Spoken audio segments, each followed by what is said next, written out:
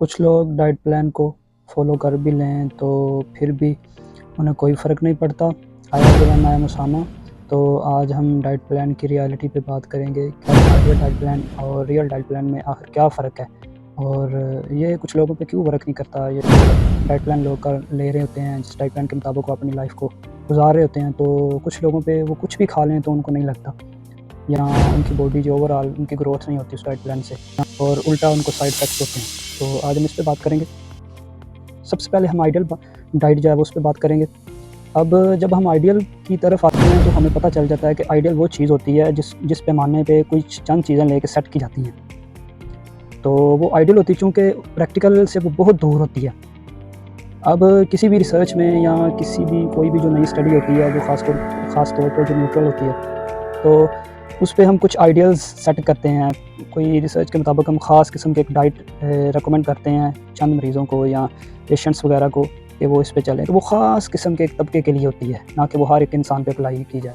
तो हमारे डॉक्टर्स या ओवरऑल जो हमारे डाइटिशियंस या हमारे न्यूट्रिशनिस्ट जो हज़रात होते हैं वो ये सब पे अप्लाई कर देते हैं, जिनकी वजह से वो सब पे वर्क नहीं करती। तो सारी बात है कि हर इंसान की जो बॉडी है वो एक मुख्तलिफ है, तो इसीलिए उसके लिए मुख्तलिफ़ किस्म के डाइट प्लान है। बाज़ औक़ात अगर डाइट प्लान अप्लाई हो भी जाए तो प्लेसिबो इफ़ेक्ट की वजह से वो असरअंदाज़ हो तो जाती हैं चीज़ें, लेकिन ओवरऑल फिर भी उनकी हेल्थ वैसे वो उनकी जो बॉडी है वो उनकी इस तरह ग्रोथ नहीं होती जिस तरह आमतौर पे हमारे जो वो एक डाइट प्लान में वर्क करना होता है। तो चूँकि हर इंसान इंडिविजुअल है, दूसरे इंसान है, हर इंसान की जो पर्सनैलिटी होती है या हर इंसान का ओवरऑल जो बॉडी होती है वो दूसरे से बिल्कुल मुख्तलिफ होती है, तो इसीलिए हर इंसान के लिए एक मुख्तलिफ डाइट प्लान होता है। तो सबसे पहले जो हमारा फ़ॉल्ट आ रहा है हमारे माशरे का या हमारे डॉक्टर्स का, वो ये है कि वो जब भी बात करते हैं डाइट पे तो वो सबको एक जैसी डाइट रिकमेंड कर देते हैं। हालाँकि डाइट से पहले एक पेशेंट की सबसे पहले चाहत जानी जाती है कि आया कि वो इस डाइट पे चलना चाहता है कि उस डाइट प्लान से साइड इफ़ेक्ट होने की जो मेन वजह है कि वो डाइट प्लान क्यों उसे उसके लिए साइड इफ़ेक्ट का बायस बन रहा होता है, वो सबसे बड़ी वजह यही होती है कि हम उसके ब्रेन की रीवायरिंग नहीं करते। तो जब हम उसके ब्रेन की रीवायरिंग नहीं करेंगे तो ख़ास करके सबसे पहले ये मसला आएगा कि वो जो इस डाइट प्लान को सही से फ़ॉलो नहीं कर पाएगा, क्योंकि इसके फ़ायदे या उस डाइट प्लान के नुकसानात का अंदाज़ा नहीं होगा। और क्योंकि हमारे आमतौर पे जो सबसे बड़ा जुल्म किया गया है हम पे, वो सबसे जो सीड्स ऑयल्स हैं या ये जो फास्ट फूड है, इसने हमारा बेड़ा गर्क कर दिया हुआ है। तो ओवरऑल जो सर्कैडियन रिदम की भी बात की जाए तो इस पे ना एक साइंटिस्ट को बाकायदा नोबेल प्राइज़ भी मिला था जब ये ईजाद किया गया था।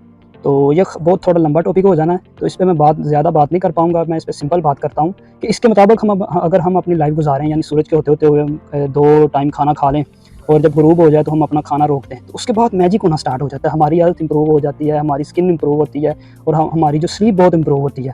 तो जब जैसे ही हम सूरज गुरूब हो जाए तो हमें चाहिए कि हम खाना छोड़ दें, क्योंकि उसके बाद इंसुलिन नहीं आती है।